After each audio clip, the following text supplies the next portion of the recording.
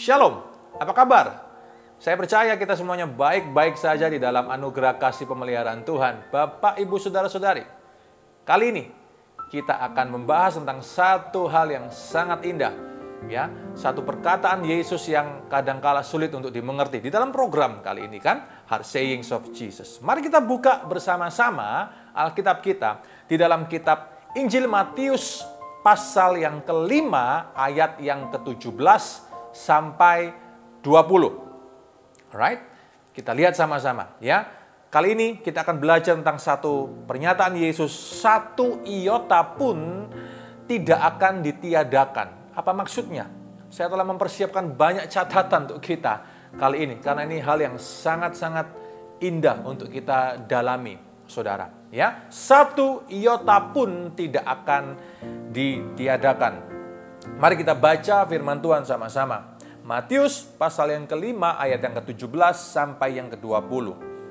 Janganlah kamu menyangka bahwa aku datang untuk meniadakan hukum Taurat dan kitab para nabi. Aku datang bukan untuk meniadakannya, melainkan untuk menggenapinya. Karena aku berkata kepadamu, sesungguhnya selama belum lenyap langit dan bumi ini, satu iota atau satu titik pun tidak akan ditiadakan dari hukum Taurat sebelum semuanya terjadi. Karena itu, siapa yang meniadakan salah satu perintah hukum Taurat, sekalipun yang paling kecil, dan mengajarkannya demikian kepada orang lain, ia akan menduduki tempat yang paling rendah di dalam kerajaan sorga. Tetapi siapa yang melakukan dan mengajarkan segala perintah hukum Taurat, ia akan menduduki tempat yang tinggi di dalam kerajaan sorga. Maka aku berkata kepadamu, jika hidup keagamaanmu tidak lebih benar daripada hidup keagamaan ahli-ahli Taurat dan orang-orang Farisi, sesungguhnya kamu tidak akan masuk ke dalam kerajaan sorga. Saudara, ini sebuah pembahasan yang sangat-sangat menarik sekali. Kita mulai dulu lihat ya ayat yang ke-17 tadi ya. Janganlah kamu menyangka bahwa aku datang bukan untuk meniadakan hukum Taurat atau abolishing, nullifying the Torah ya, atau kitab para nabi. Aku datang bukan untuk meniadakannya, tetapi untuk menggenapinya ya, untuk menggenapi. Maksudnya apa? Saudara, statement ini adalah statement yang terminologi dari para rabi Yahudi pada saat itu. Ya. Bukan untuk meniadakan Torah, tetapi untuk menggenapinya. Apa maksudnya? Ya. Nah, banyak kali kita gagal memahami ayat ini, saudara. Yang dimaksudkan adalah dengan terminologi para rabi ini, ya, yaitu bahwa seseorang telah salah menafsirkan hukum Taurat. Seseorang telah salah di dalam menafsirkan Torah. Dan hari ini aku mengatakannya kepadamu apa yang benar. Kira-kira demikianlah maksudnya. Sehingga di dalam Matius pasal yang kelima, di ayat-ayat selanjutnya, kita akan menemukan sebuah formula seperti ini. Dari ucapan dari kata-kata Yesus sendiri. Ya, kamu telah mendengar, tetapi aku berkata kepadamu. Kamu telah mendengar, tetapi sekarang aku berkata kepadamu. Saudara, formula ini adalah sangat khas sekali Yudaisme abad pertama Masehi di kalangan para rabi Yahudi. Dan kita harus tahu hari ini bahwa Yesus Kristus pun juga adalah seorang rabi Yahudi. Anak Allah turun ke dunia di dalam konteks budaya keyahudian sebagai seorang pria Yahudi dan di dalam seorang rabi Yahudi. Sehingga ketika Yesus mengucapkan hal ini, pemirsa pertama atau pendengar pertama tidak ada sebuah kesulitan untuk memahami hal ini. Ya, bagaimana aku datang bukan untuk meniadakan hukum Taurat atau untuk meniadakannya, ya, tapi aku datang untuk menggenapinya. Semua orang paham akan hal itu, bahwa Yesus ingin memberikan sebuah tafsiran yang baru, sebuah ajaran yang segar mengenai Torah, mengenai bagaimana applying perjanjian lama pada saat mereka hidup. Ya. Nah, saudara, Lalu kemudian dilanjutkan dengan ayat yang ke-18. Karena aku berkata kepadamu, sesungguhnya selama belum lenyap langit dan bumi ini, satu iota, satu yot. Apa tuh yot? Yot itu adalah salah satu aksara paling kecil, ya saudara, bahkan yang terkecil di dalam alfabet Ibrani. Ya, dengan satu koma kecil di atas itu yot.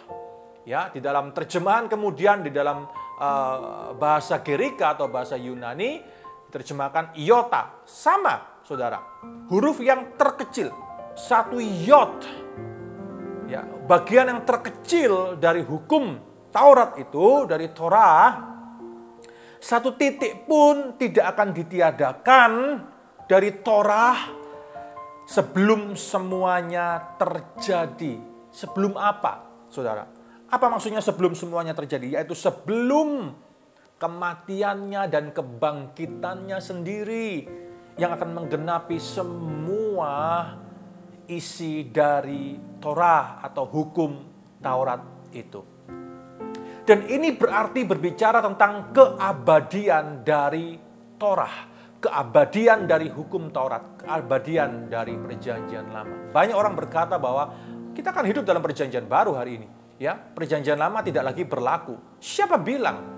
Banyak pemahaman orang salah dalam hal ini, saudara. Alkitab itu adalah Perjanjian Lama, Perjanjian Baru dalam satu kesatuan, satu benang merah yang sangat kuat terikat, tidak terpisahkan. Pemahaman oranglah yang salah bagaimana mereka memahami Torah, memahami Taurat, Perjanjian Lama. Masalahnya selalu di sana. Tetapi Torah itu abadi.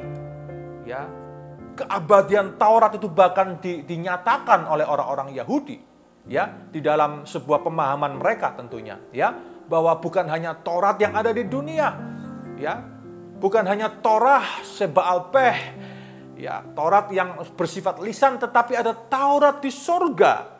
Mereka mempercayai hal itu. Ya, ada Taurat yang tertulis di sorga yang abadi, yang kekal. Beranjak dari pemahaman-pemahaman Yudaisme abad pertama inilah Yesus kemudian mendrive pengajaran ini, ya, untuk kita semuanya. Bahwa satu titik pun, satu yot di dalam firman Tuhan tidak akan ditiadakan sebelum semuanya terjadi. Bahwa Yesus Kristus, kematian, kebangkitannya adalah penggenapan, titik kulminasi penggenapan dari hukum Taurat itu sendiri. Nah, saudara, di ayat 19 tadi dikatakan, ya, barang siapa yang mengajarkan kurang, ya, dari perintah Taurat yang paling kecil ini, ia akan menduduki tempat yang paling rendah dalam kerajaan Allah. Artinya apa? Yesus mau bahwa Torah, Perjanjian Lama ini harus betul-betul diajarkan dengan apa adanya, ya, sesuai dengan terang dari Yesus Kristus Sang Mesias itu sendiri, saudara, ya, jangan ditambah-tambah, jangan dikurang-kurangi.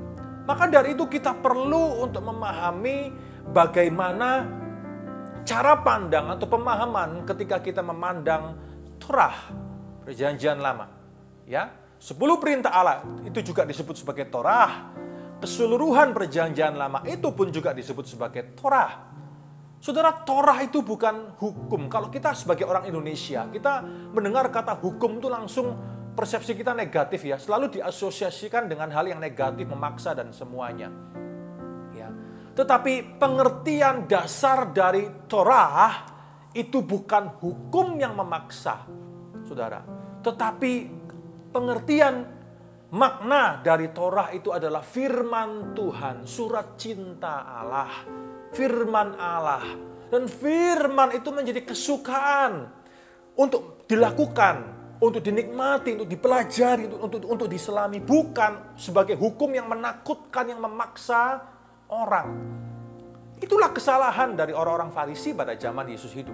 Mereka membuat firman yang hidup. Mereka membuat firman yang indah itu, yang menyegarkan jiwa, saudara, menjadi apa? Menjadi sebuah aturan-aturan hukum yang kaku, yang malah membuat orang menjadi terpojok dan terintimidasi.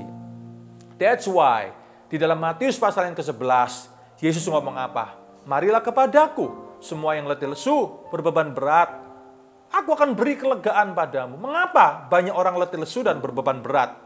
Saudara, karena pada hari itu banyak sekali ajaran-ajaran, tafsiran-tafsiran yang diajarkan oleh para kaum ulama pada waktu itu bukan malah membawa mereka dekat kepada Tuhan, malah membuat mereka malah terpojok dan terintimidasi. Kita harus belajar satu hal hari ini.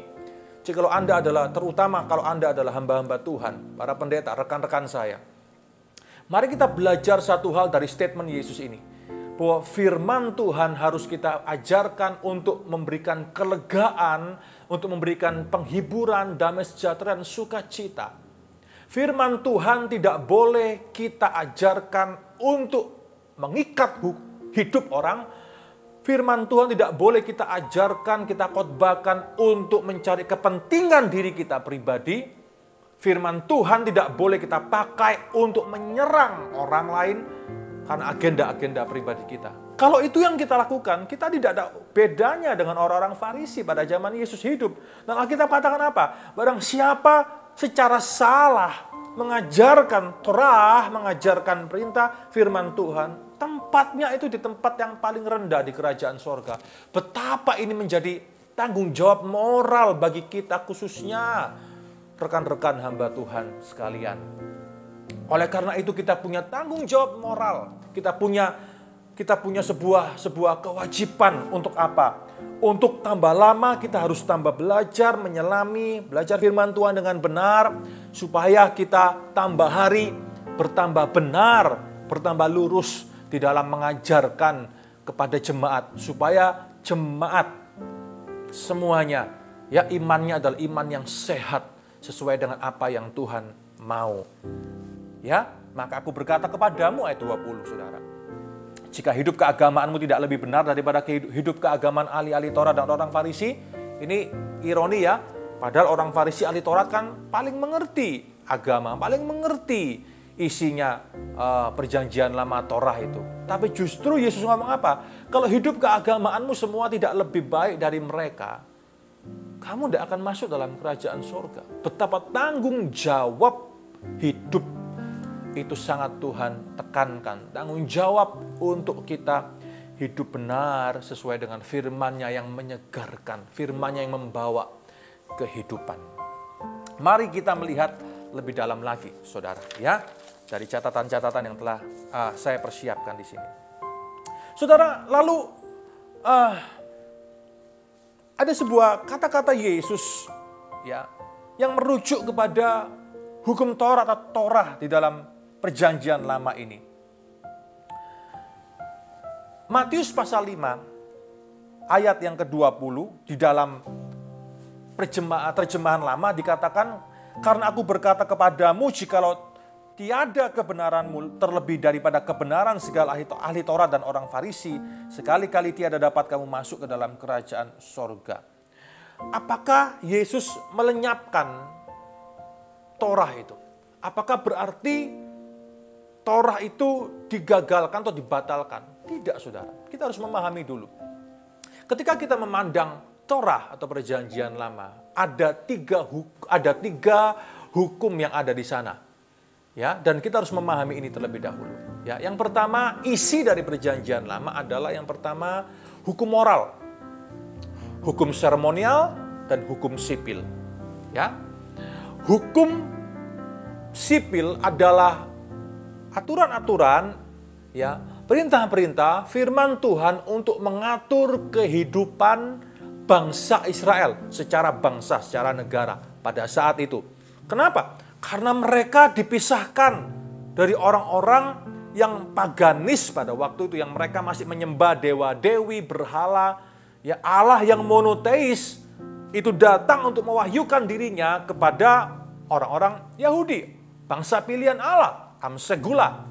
Dan supaya hidup mereka itu berbeda, etika dan etiket mereka berbeda dari bangsa-bangsa di sekitar mereka, maka Allah memberikan yang pertama adalah hukum sipil untuk mengatur bagaimana mereka harus bernegara, bagaimana mereka harus hidup berbangsa di sana. Di sana kita baca ada hak-hak untuk kaum budak, hak-hak untuk janda, untuk ini dan semuanya, semua aturan kenegaraan Tuhan atur di sana. Yang kedua adalah hukum seremonial. Ya, Allah memperkenalkan kepada bangsa Yahudi, orang-orang Israel, bahwa mereka melaksanakan hari raya keagamaan. Untuk apa? Untuk memperingati, ada simbolisasi di sana. Untuk memperingati karya Allah di dalam memisahkan mereka sebagai bangsa, umat pilihan Allah.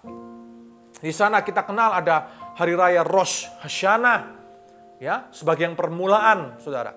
Ya, hari raya pertama. Kemudian diikuti dengan berbagai macam hari raya yang lain. Kita tahu di sana ada Pesach atau Paskah.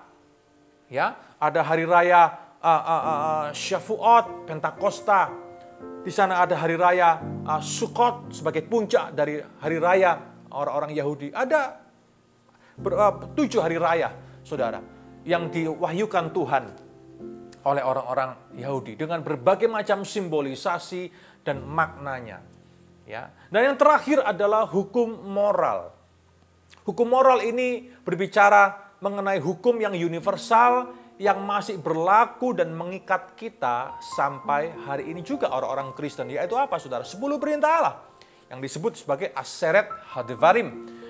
Saudara, Aseret Hadevarim atau The Ten Commandments, 10 perintah Allah ini masih mengikat kita sampai hari ini. Karena itu adalah hukum-hukum moral, kebenaran-kebenaran moralitas yang Allah anugerahkan kepada Israel dan kepada kita hari ini orang-orang percaya. Kita masih ingat bukan? Ya, jangan ada Allah lain di hadapanku, jangan membunuh, jangan berzina, jangan mencuri. Ya, saudara. Kemudian ingatlah hari Sabat, hormati ayah ibumu, jangan inginkan milik sesamamu. Ya, dan berbagai macam hal yang lain yang Tuhan singkapkan dalam Keluaran pasal ke-20. Nah, mari saya beritahu buat saudara, ketika hukum moral itu masih mengikat kita, maka hukum seremonial dan hukum sipil secara praktek sudah tidak lagi mengikat kita sebagai anak-anak Tuhan, sebagai orang-orang Kristen. Kita tidak perlu lagi merayakan 7 hari raya Yahudi, saudara. Mengapa? Karena secara hukum seremonial tidak lagi mengikat kita. Tetapi maknanya kita harus belajar. Ya, karena itu berhubungan dengan Mesias, berhubungan dengan nubuatan Yesus Kristus. Ya, kematiannya, kedatangannya, bahkan mungkin nanti akan kedatangannya kedua kali. Makna-makna Alkitabiahnya kita harus belajar, tetapi prakteknya, ya, prakteknya, implementasi dari prakteknya tidak perlu lagi kita lakukan. Nah, saya tahu banyak sekali orang-orang yang ingin belajar sampai ke akar iman Ibrani, kekristenan, itu terjebak ke dalam ekstrim-ekstrim tertentu. Ya, sehingga kemudian mereka masih terus melaksanakan, ya, 7 hari raya Yahudi ini. Saudara, oke lah itu pemahaman. Ya, tapi di dalam gereja Mawar Sharon kita tidak melakukan itu. Yang kita pelajari, yang kita serap adalah makna-makna Alkitabiahnya. Dan itu semuanya berhubungan dengan kegenapan Alkitab, ya, di dalam Yesus Kristus Sang Mesias, Yeshua HaMashiach itu. Kemudian hukum sipil juga tidak mengikat kita, karena itu diciptakan, diperintahkan untuk mengatur kehidupan orang-orang Israel secara negara. Hari ini kita hidup bukan di negara Israel. Sebagian besar di antara kita yang mendengarkan cara ini, kita hidup seperti contoh, kita hidup di Indonesia. Kita terikat dengan hukum di Indonesia. Ya, Pancasila adalah dasar dari negara kita. Saudara, tetapi yang kita pelajari, yang kita ambil adalah makna Alkitabiah dari hukum-hukum sipil itu loh. Demikianlah kacamata yang harus kita pakai ketika kita mempelajari Torah atau perjanjian lama itu. Ya, sehingga kita tidak boleh dan jangan sampai terjebak ke dalam sisi-sisi ekstrim ketika kita mendalami perjanjian lama, saudara. Ya, oleh karena itu ketahuilah satu hal, bahwa hukum moral ini masih mengikat kita. Tadi dikatakan bahwa Yesus berkata, aku tidak nullifying, meniadakan, tapi aku menggenapi hukum Taurat itu. Saudara, dari 613 aturan Torah yang ada dalam Perjanjian Lama, ya, Yesus kemudian membuat itu segar kembali, disederhanakan, direvitalisasi, ya, direstrukturisasi dari aturan-aturan yang rumit 613 yang kadang orang pun tidak akan pernah bisa mampu untuk melakukan semuanya. Saudara, Yesus mengintisarikannya, ya, hanya pada dua hal. Dan inilah kuk yang ringan, belajar daripadaku sebab kukku ringan, aku lemah lembut baik hati dan kukku itu ringan. Apa yang Yesus ajarkan, bebankan itu sangat-sangat ringan. Dari 613 cuma disarikan jadi dua saja isi dari Torah. Inilah jiwa dari Torah, jiwa dari Perjanjian Lama. Cuma dua kok. Dan dua ini yang harus kita lakukan sebagai anak-anak Tuhan, pengikut-pengikut Yesus Kristus. Yang pertama, apa saudara? Kita sering baca ayatnya. Kasihi Tuhan Allahmu dengan segenap hatimu, segenap jiwamu, segenap kekuatanmu. Loving God wholeheartedly. Nomor dua, kasih sesamamu manusia seperti dirimu sendiri. Loving people fervently. Inilah yang disebut sebagai perintah agung. Ya, the great commandment. Matius 22 ayat 37 sampai 40. Yesus berkata apa? Dari kedua hukum inilah bergantung seluruh isi hukum Taurat dan kitab para nabi. Inilah the soul of the Torah. Inilah jiwa dari Taurat itu loh. Mengasihi Tuhan, mengasihi sesama. Mengasihi Tuhan, loving God wholeheartedly, loving people fervently. Dan sebagai gereja, kita harus menerjemahkan kedua hal ini di dalam segala program-program yang kita buat, di dalam seluruh aktivitas bergereja kita. Kita harus lakukan itu, saudara. Karena satu yot tidak akan digagalkan sebelum semuanya itu terjadi. Dan inilah penyederhanaan dari semua aturan, 613 aturan mitzvot dari Torah itu disederhanakan oleh Yesus Kristus. Dan itu membawa kesegaran, itu membawa kehidupan untuk kita semuanya. Amin, saudara. Dan ini juga yang disebut sebagai hukum kasih, bukan?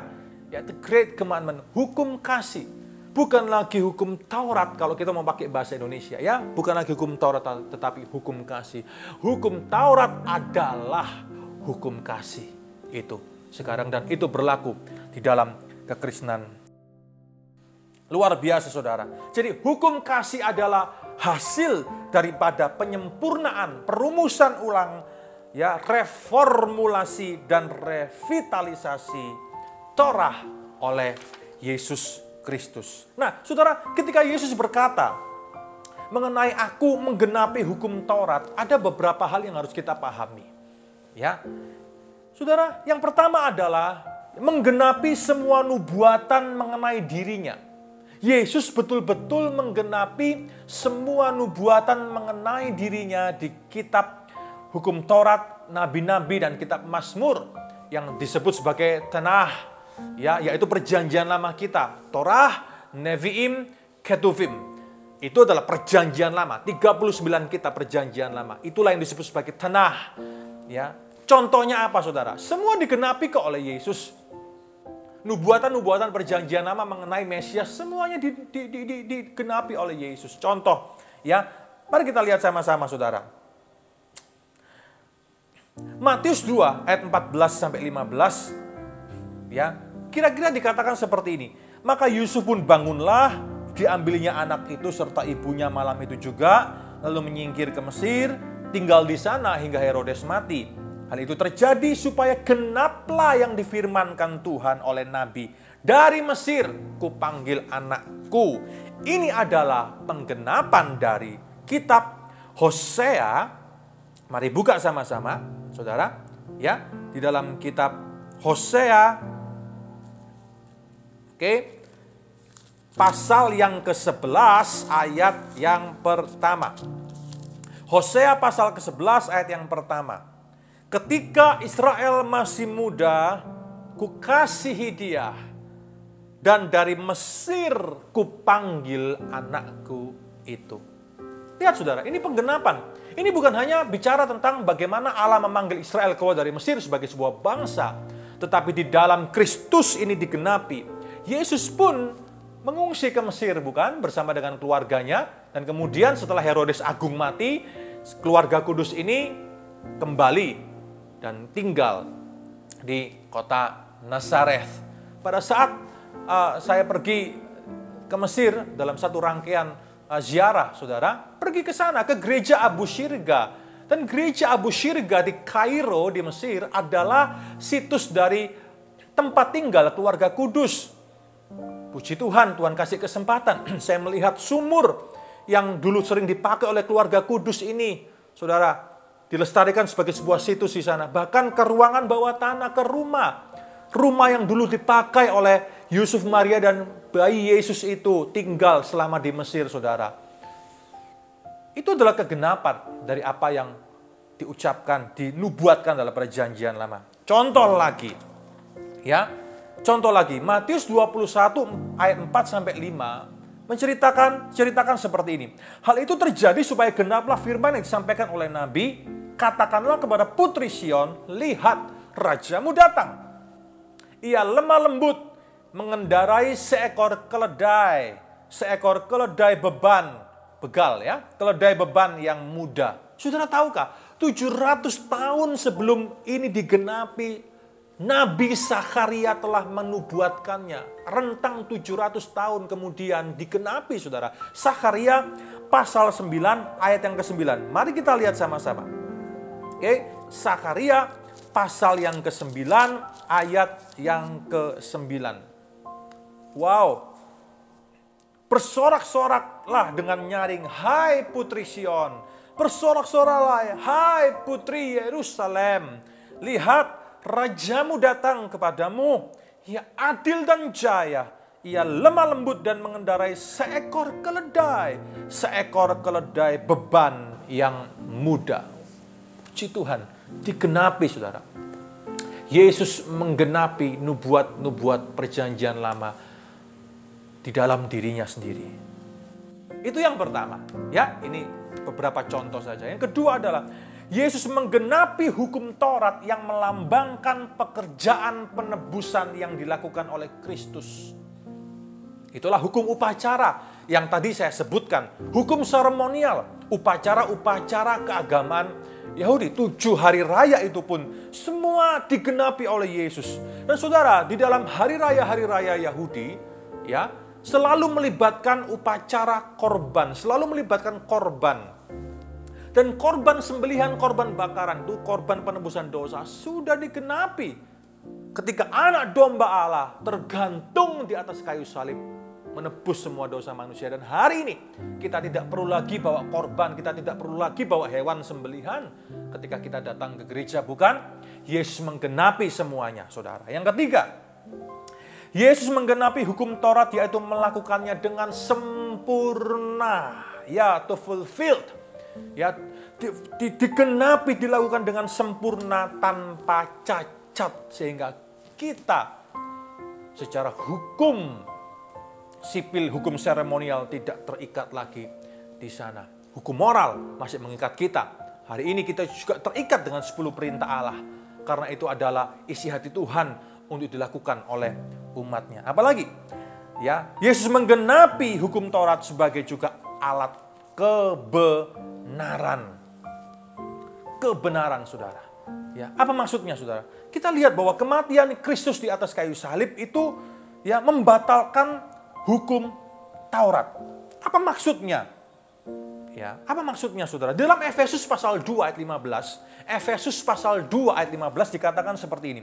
Sebab dengan matinya sebagai manusia, ia telah membatalkan hukum Taurat. Ini terjemahan bahasa Indonesia ya, Bapak Ibu. Kadangkala terjemahan bahasa Indonesia tidak cukup, kita harus refer terjemahan-terjemahan ke dalam teks aslinya. Apapun terjemahan yang kita baca. Ya, kita mungkin fanatik dengan, banyak orang Kristen fanatik dengan salah satu terjemahan.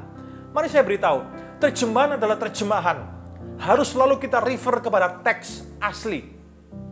Kita jangan mendewakan satu terjemahan tertentu, saudara. Salah. Karena terjemahan adalah terjemahan.